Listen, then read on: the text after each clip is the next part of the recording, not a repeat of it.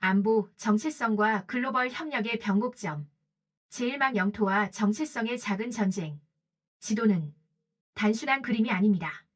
지도는 누가 세상을 어떻게 인식하는지를 보여주는 정치적 문서입니다. 그리고 디지털 시대의 지도는 더 이상 종이 위에 머물지 않습니다. 앱 속에서, 플랫폼 안에서, 전 세계의 수억 명의 화면 위에서 실시간으로 세상을 규정합니다. 구독과 좋아요, 댓글도 부탁드립니다. 함께 기록하고 함께 생각하고 싶었습니다. 2025년 말 세계 최대 항공기 추적 앱 하나가 한국 사회를 흔들었습니다. 그 앱은 하늘을 나는 항공기를 실시간으로 보여주는 글로벌 플랫폼입니다.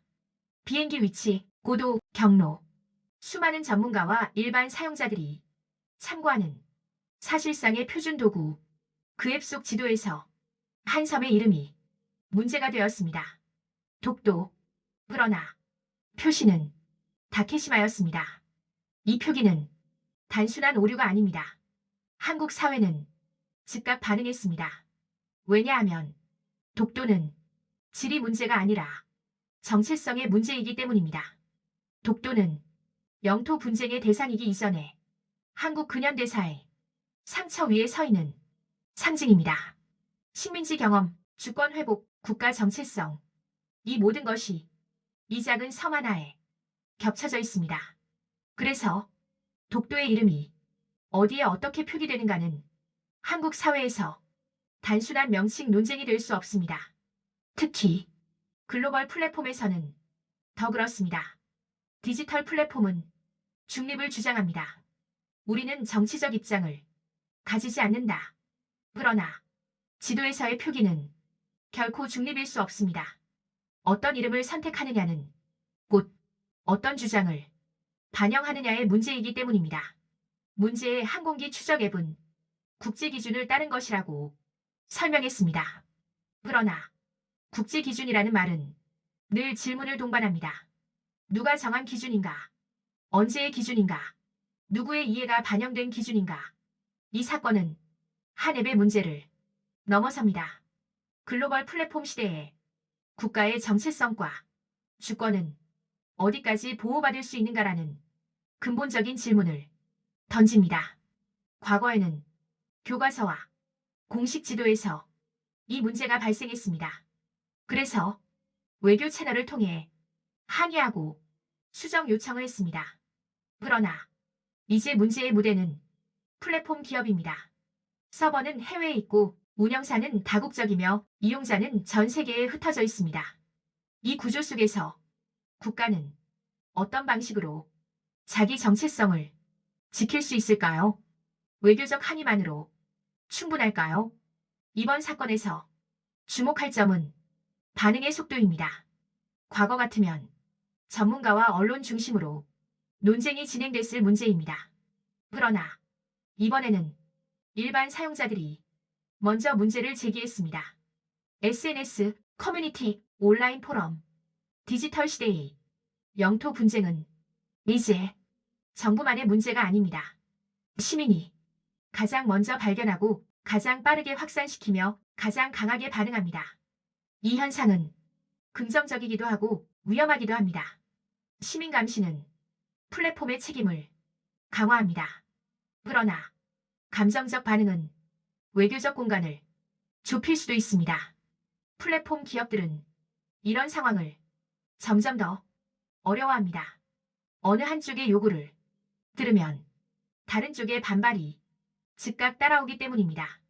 그래서 플랫폼은 기준을 방패로 삼습니다.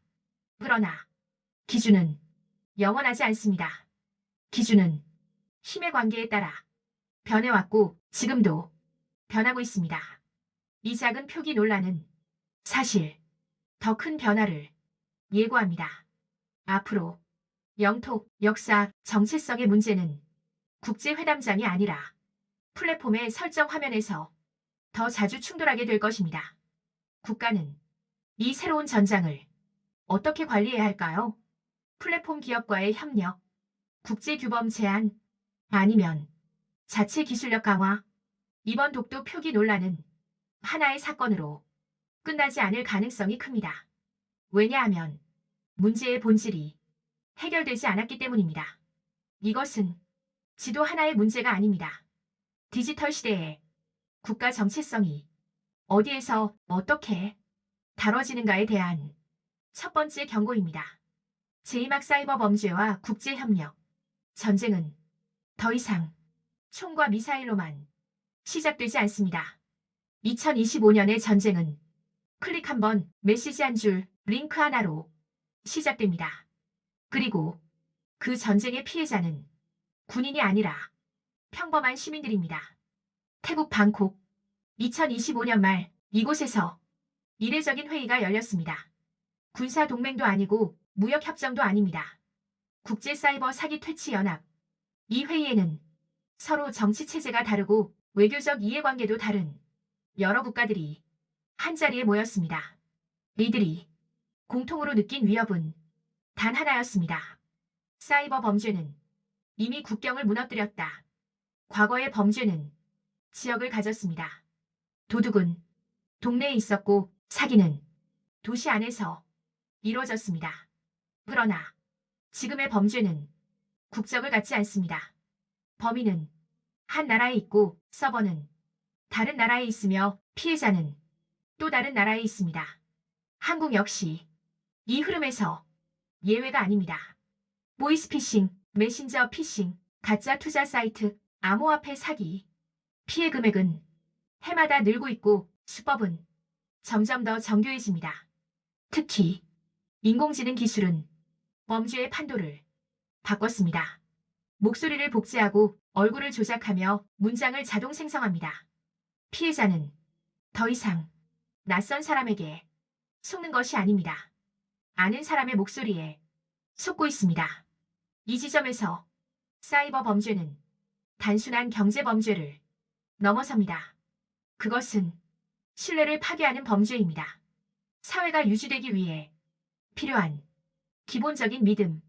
이 목소리는 진짜다. 이 화면은 조작되지 않았다. 이 믿음이 무너질 때 사회는 불안정해집니다.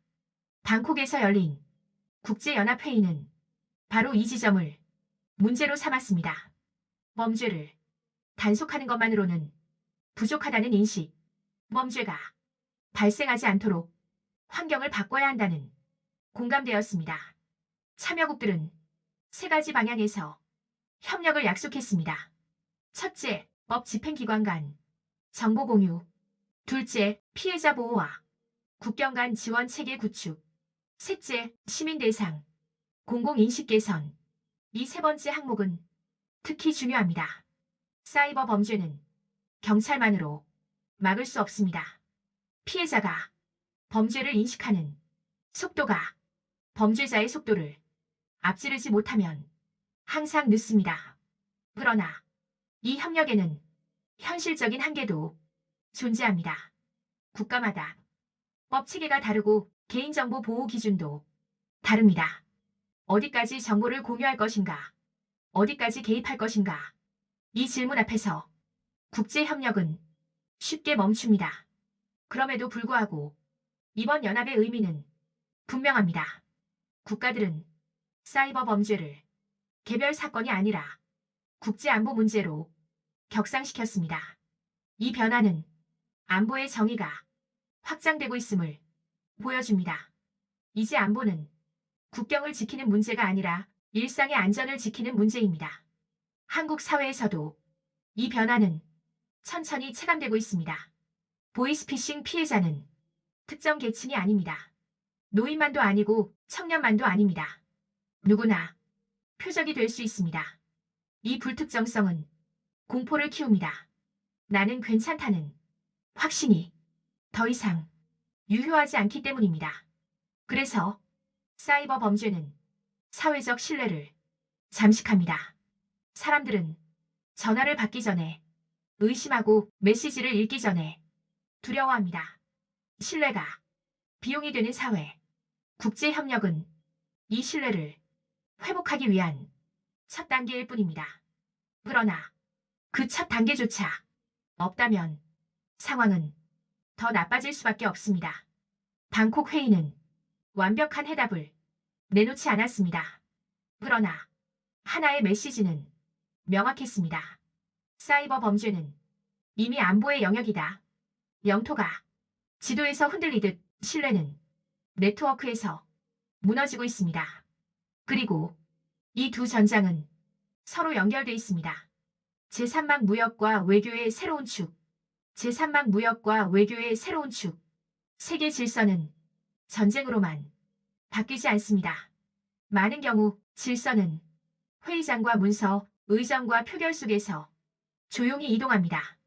2025년 말 그 이동의 징후는 중동에서 분명하게 감지되고 있습니다. 사우디아라비아. 오랫동안 에너지 강국으로 정의되어 온 나라. 그러나 이제 사우디는 자신을 다른 언어로 설명하기 시작했습니다. 국제규범의 중심, 글로벌 거버넌스의 허브, 사우디가 세계무역기구 WTO의 2028년 강요회의 유치를 제안한 것은 단순한 외교 이벤트가 아닙니다. 이 제안은 하나의 선언에 가깝습니다. 우리는 더 이상 주변부가 아니다. WTO는 세계무역 질서의 상징적 공간입니다. 비판도 많고 기능 약화 논란도 있지만 여전히 국제경제 규칙에 정당성을 부여하는 무대입니다. 그 무대를 중동 한복판으로 가져오겠다는 제안. 이는 사우디의 전략 변화와 정확히 맞닿아 있습니다. 석유 이후를 대비한 경제 다각화 비전 2030 금융관광기술 허브 전략. 사우디는 더 이상 원유 수출국으로만 호명되기를 원하지 않습니다. 무역 규칙을 만드는 테이블에 앉겠다는 의지. 그 테이블 위에서 단순 참가자가 아니라 의제 설정자가 되겠다는 선언. 이 움직임은 사우디만의 이야기가 아닙니다. 중동 전체가 외교 전략을 재설계하고 있습니다. 과거의 중동은 강대국의 이해가 충돌하는 전장이었습니다. 그러나 지금의 중동은 강대국을 불러들이는 플랫폼을 자처합니다. 에너지, 물류, 금융, 외교, 이 모든 것이 교차하는 지점으로 스스로를 위치시키려는 전략. 이 변화는 세계 무역 질서에도 직접적인 영향을 줍니다. 기존 질서는 미국과 유럽, 그리고 아시아 일부 국가가 주도해 왔습니다. 그러나 이 축은 서서히 이동하고 있습니다. 사우디의 WTO 회의 유치 제안은 그 이동의 상징적 장면입니다. 회의 장소는 중립적이지 않습니다. 어디에서 회의가 열리는가는 누가 중심에 서 있는지를 보여줍니다. 이 변화는 한국에도 중요한 질문을 던집니다. 한국은 어떤 무역 질서를 전제로 미래를 설계하고 있는가? 한국은 전통적으로 자유무역 질서의 수혜자였습니다. 개방, 규칙 기반, 나자 협력. 그러나 이 질서가 약화되거나 재편될 경우 한국의 선택지는 달라질 수밖에 없습니다. 중동이 무역 규범이 새로운 무대로 부상한다면 한국은 그 무대에서 어떤 역할을 할 것인가? 단순한 참가국인가? 아니면 의제 제한국인가? 사우디의 움직임은 외교가 경제와 분리될 수 없음을 다시 한번 상기시킵니다. 외교는 더 이상 관계관리만이 아닙니다. 경제구조를 설계하는 행위입니다. 이 지점에서 안보와 경제, 정체성의 문제는 하나로 엮입니다. 사이버 범죄, 플랫폼 영토 논쟁, 무역 규칙의 이동. 이 모든 것은 국가의 생존 조건을 다르게 만들고 있습니다. 2025년 말의 세계는 질서가 무너진 상태가 아니라 질서가 이동 중인 상태입니다. 그리고 이동 중인 질서에서는 가만히 있는 것이 가장 위험한 선택이 됩니다. 사우디의 제안은 성공할 수도 있고 실패할 수도 있습니다. 그러나 중요한 것은 성공 여부가 아닙니다. 이제 누가 질서를 말하고 있는가입니다. 무역은 상품의 이동이 아니라 권력의 이동을 반영합니다. 그리고 그 이동은 이미 시작됐습니다. 제3학 국제 외교와 협력의 미래. 외교는 사진으로 기억되지만 결정으로 평가됩니다. 악수와 훈장은 순간을 남기고 합의와 선택은 시간을 남깁니다. 2025년 말 국제 외교의 장면들은 다시 늘어나고 있습니다. 그러나 그 장면들이 곧바로 안정과 협력으로 이어질 것이라고 낙관하기는 어렵습니다. 인도 총리 모디가 오만에서 최고 훈장을 받은 장면은 화려했습니다. 의전은 정교했고 메시지는 분명했습니다. 관계 강화, 전략적 파트너십. 그러나 이 장면은 단순한 우호의 표시가 아니라 더 넓은 흐름의 일부였습니다. 중동은 더 이상 단일한 정치적 공간이 아닙니다. 에너지의 공급지에서 외교의 교차로로 안보의 주변부에서 경제 규범의 제한자로 자리를 옮기고 있습니다. 인도, 사우디, 오만. 이 국가들의 연결은 전통적 동맹의 언어가 아니라 이익의 언어로 설명됩니다. 국제 외교의 문법이 바뀌고 있습니다. 과거에는 가치와 이념이 외교의 출발점이었습니다. 지금은 공급망, 에너지, 기술, 안보 비용이 출발점이 됩니다.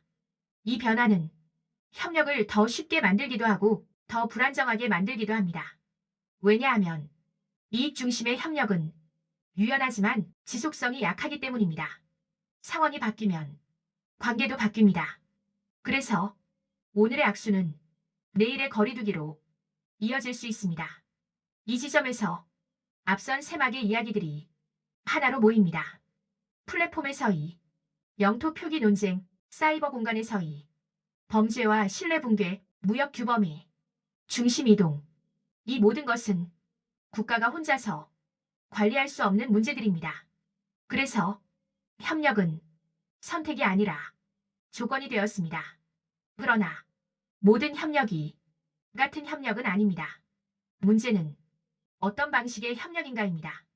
첫 번째 방식은 사후적 협력입니다. 문제가 터진 뒤 모여서 대응하는 방식. 사이버 범죄 연합, 플랫폼 항해, 외교적 항해.